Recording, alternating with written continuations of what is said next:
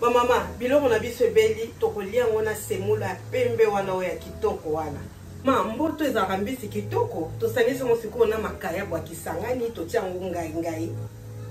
En tout cas, biloko na biso il faut qu'on meka ka recette o ba mama. O changer moi moké. Botala ka ndenga na lambi bandeko. Lelo rattrapage dans la cuisine. Dans la cuisine de Mère Mo, zéro gaspillage. Lobi na lamba loso ba mama bana balia ngote alors lelo na sali yango formule mososo potala ndenge bimi ba mama. Coucou ba maman ba papa balandi nyonso ya Belinda Benz TV bande konangai boni bino. J'espère que vous allez bien, ngapé naza bien par la grâce de Dieu yango to kutani soso dans la cuisine de Mère Mo to sala bilogu ba mama. Boko mona na relaxa bino ba recette to sala donc voilà na la saka sikoyo. Naza na makaya bwa kisangani mikolo yo photo sil sango ka mbala moko esila mais na salika moko oyo na tiki la to la kaka makaya bwa kisangani na kosala ngo na ngai ezotoka et puis na poisson fumé ndeka to tchaka ba poisson ba mama na vika sachet moko na zaki na besoin na tiango mongusu mais sachet na bimisi nzoka ndeza sachet oyo na bongisa déjà mboto na choité ba mama et c'est bima qui est décongelé donc na ko zong sango sur na congélateur té et makaya buna biso yangoyo o na lakisa ki na sina sukoli na longoli yango baikai na tiango moi vinaigre de vin et vanda na makaya buboye na tsaki moi muke et to salango na mbisa okauka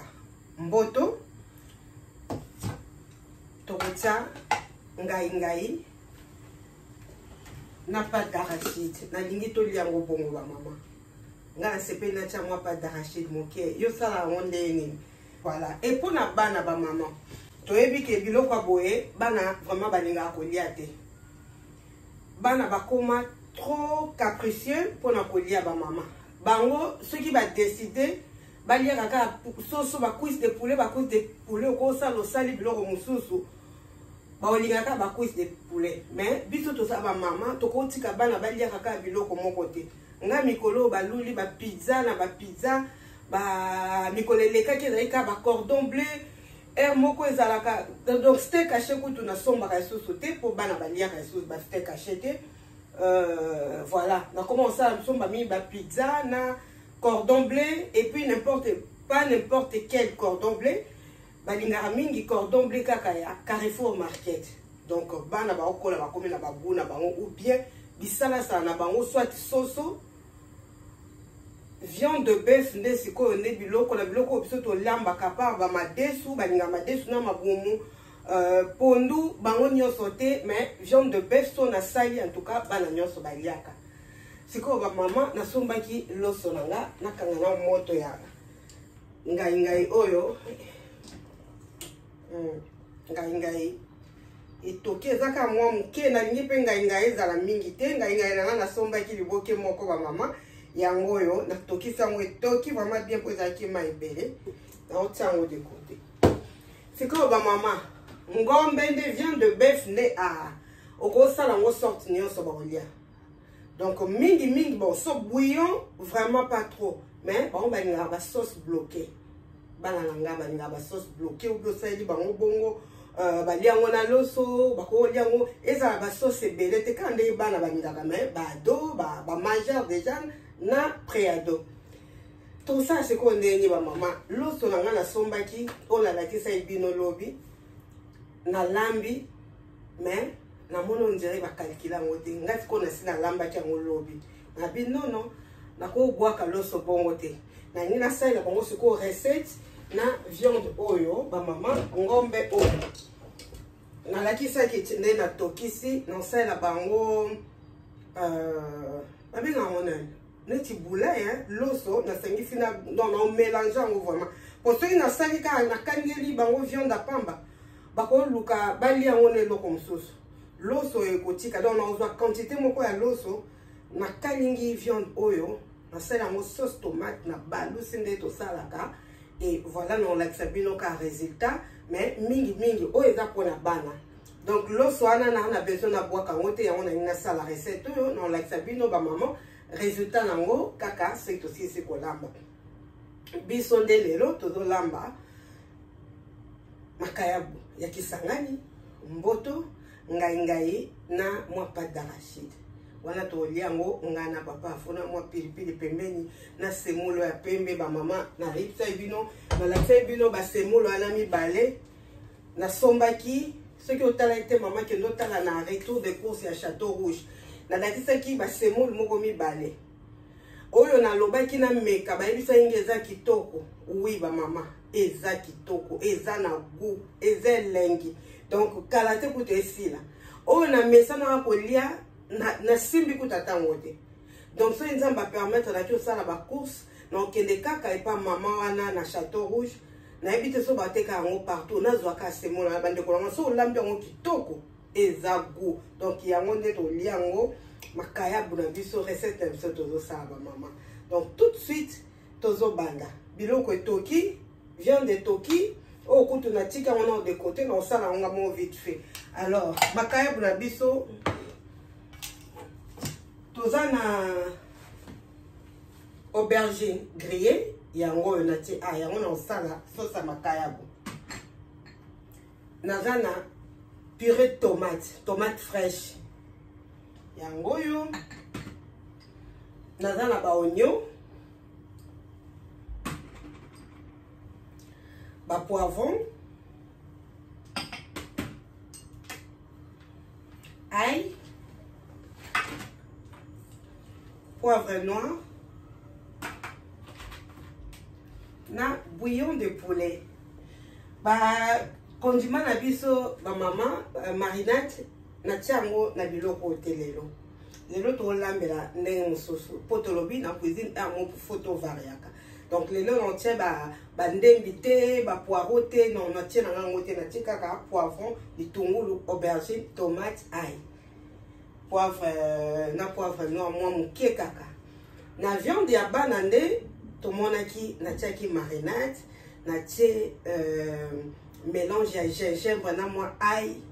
eza na feuille de laurier donc yango na cassé na nga motu te na zwika nyonso wana mbala moko na tie et voilà sikoyo toni tokalinga makayabu na biso ba mama et totala vite fait nde to précédé na elubu na biso. Oui, ba papa, ba maman, balandi nyonso ya Belinda Benz TV, awa tokomi kotia mafuta po tokalinga makayabu na biso ya kisangani. Et puis ngai na biso tozo tuta yango po elemba avant tokalinga yango et na kozwa pe viande na biso na tokisaki na kolongola mai wana na kotia mwa mafuta po tokalinga viande na biso. Voilà bandeko nanga. Merci vraiment na ba papa ceux qui bozo landa nzamba pambola vraiment na sepeli makasi. Merci pour na ba encouragement na bino pe en tout cas ezo sunga po ba papa pe ba lambaka ya solo vraiment biso ba mama to lambaka ba papa pe ba lambaka surtout ba papa ezalaka vraiment bénédiction dans la famille biso tozo ko bakana elubo na biso to na changer mafuta ba mama mafuta na moni changer couleur et sali moi noir na olambela ngote pona za besoin biloko na ngeza mwa couleur moko ya kitoko makayabu esali yango ebimisa ngo mwendo j'aime pas donc nazo tia ngo quand même de côté ko servir nga peut-être eloko mosusu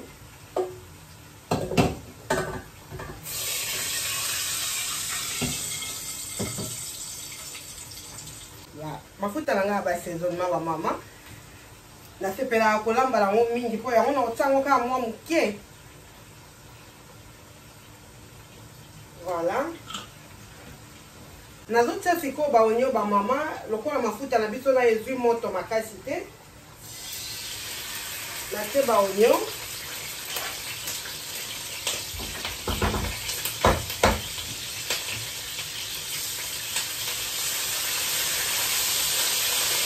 Esa la mama bomi mboka.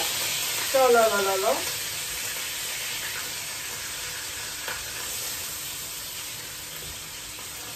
Voilà ba maman sikoyo na otika ba onyo elemba mais c'est bien puisque ba matungulu na ngai ezaki na congélateur eza surgelé et soki tobimisi yango na congélateur totiki yango epemi mwa moke ndenge esalaka boye bamama eumelaka lisusu te mpona kolemba. Nakotia ail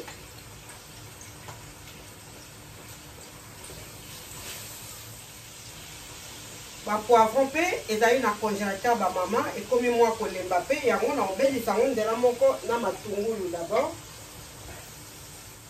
natiki yango ebela fedu nazwi sikoyo ngombe naotia yango liboso na moto ya makasi bamama mpo nasila tia yango tomate na mafuta na banda sikoyo kokalinga yango.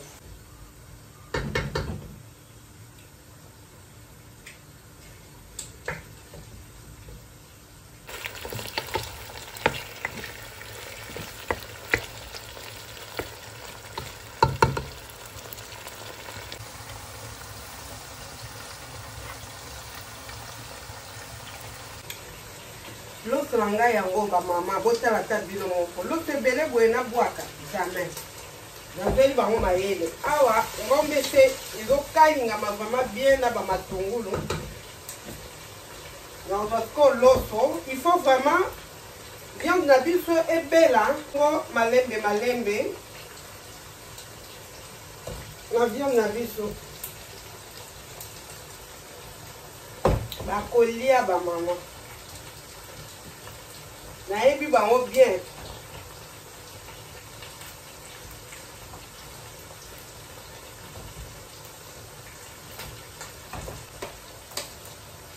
On va bien en rattrapage.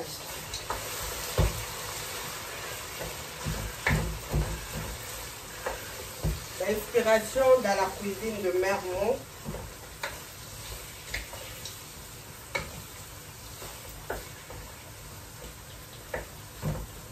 Matungulu natiaki yango afedo voilà bamama matungulu nanga kuna elembi naobakisa sikoyo tomate fraîche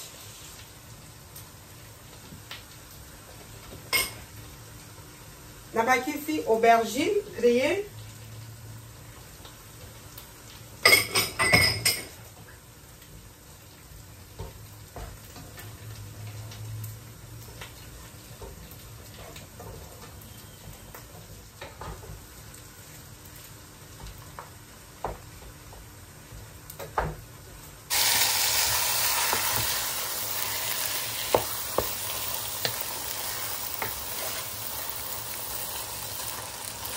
mama tomoni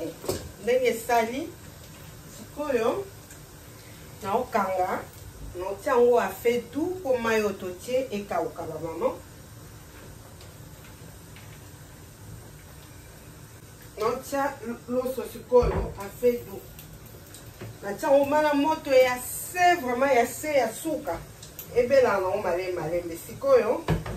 bamama toye na elubu principal na biso mais loso pe mama bomoni te okozwa mwa ide oliobwaka surtout so loso eza bien et voilà okosala mwa système au vite fait bana bale ponga ndenge etikala ebongo bamama nde bazoya boye soki bamoni yango ata nasali yango na cordon bleu nasala eloko mosusu bakoki mpe baolia yango na ndenge oyo na nga nasali te po ekomi mwa makasi loso soki mpe elali ezalaka vraiment bien te nga nasepelaka nasali bongo balango le même jour ata le lendemain etikala mwa moke sava mais oyo bomoni ezalaki presque on dirait kaka mwana moko moto aliaki vite fait donc voilà to réussir c'est bon sikoyo naolakisa bino sauce na biso ya makaya oyo bamama etala couleur na baaubergine déjà esi elemba aubergine grillée biloko na biso eza na couleur kitoko po soki kaka natiaki mafuta wana ya noir bamama elinga ezala na aspect o te donc awa oyo eza aubergine mpo natika yango elemba lisusu donc na niveau oyo ekomi bamama nazotia mbisa okauka nazotia mboto na ngai et continuer kobela na ba légumes na biso oyo nzela moko bamama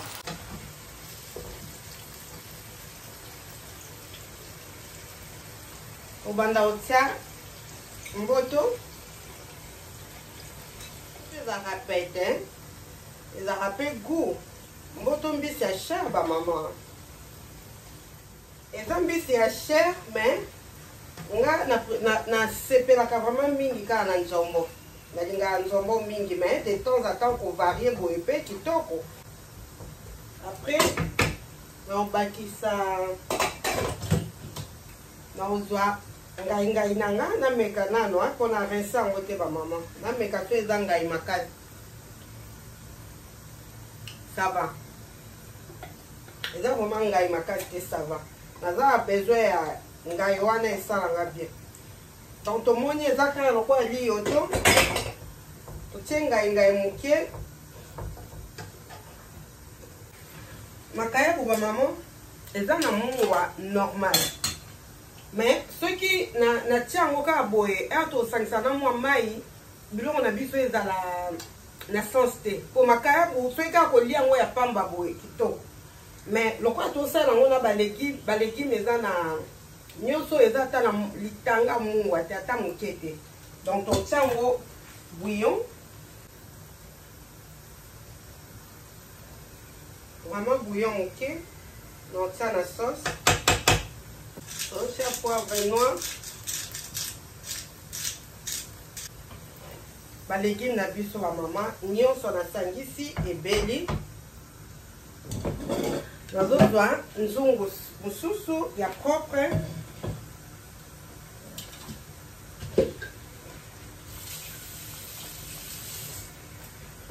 nazotia makayabu bamama makayabu yango eza kaka na 4 morceaux de mutu na de lopele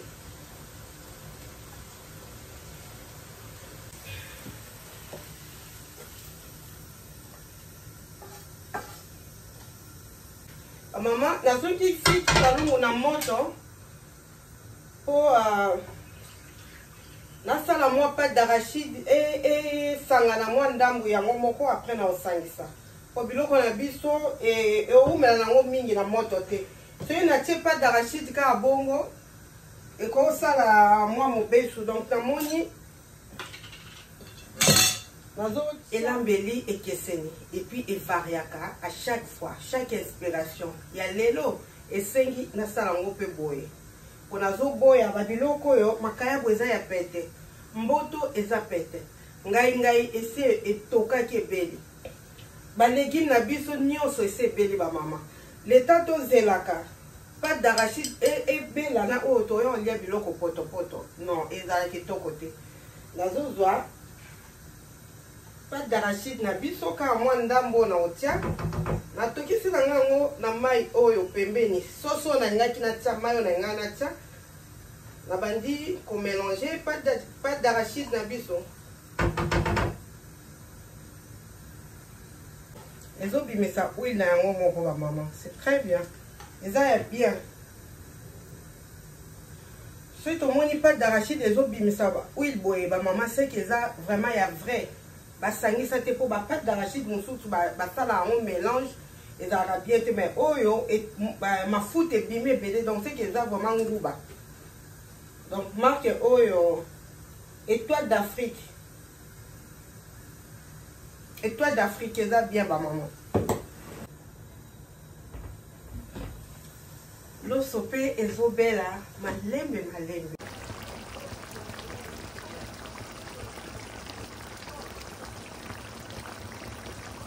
leta biloko na biso ezotoka nazosukola basani nasete barase na babiloko oyo bamama nanga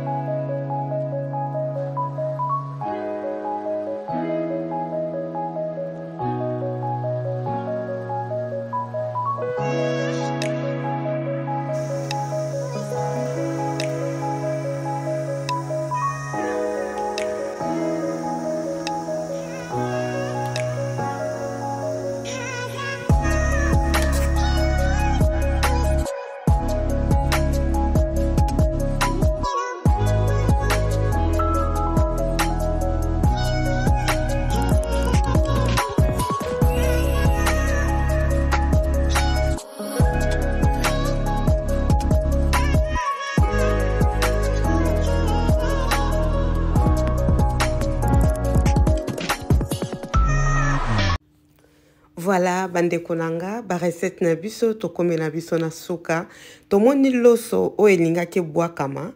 mais na rattrape yango et na sangisa yango na ngombe, na saeli bana boye, balango kitoko vraiment. Voilà. Et 3 pièces na biso pe tolambi makayabo akisangani, to sangisa yango na mboto na ngai to tie pâte d'arachide. Résultat yango ba maman ebimi goût kitoko vraiment. So na lobi goût ba maman bondi melanga. Eza vraiment kitoko. Siko to liango na semolo ya pembe. Botala ndenge eza kitoko. Merci, tokutani mbala sima ba maman.